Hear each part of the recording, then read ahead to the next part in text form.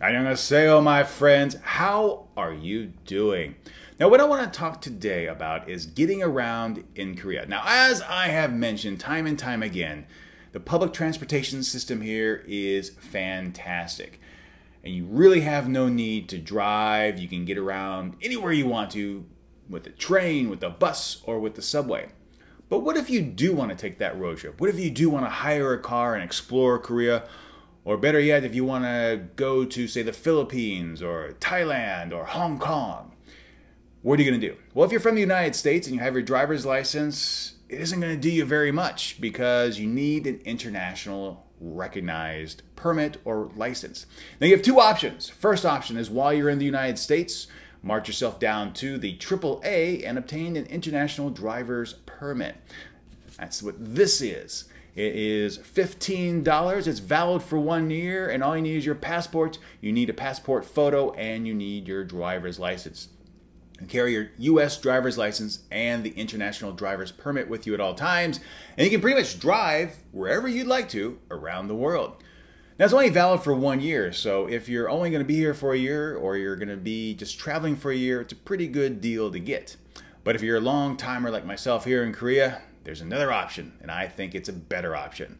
And that option is to obtain a Korean driver's license. Now, that is equally as easy. Your first step is to march yourself down to the U.S. Embassy, and you get an embassy certificate acknowledging that your driver's license is, in fact, valid to carry. Your second thing is to get a set of passport photos. You need 3 in this case. Then you go down to the driver's license testing facility and you take your passport, you take your alien registration card, you take your passport photos, you take your embassy certificate, and of course your passport. And you apply for the driver's license. It's 17,000 won, which is very, very cheap.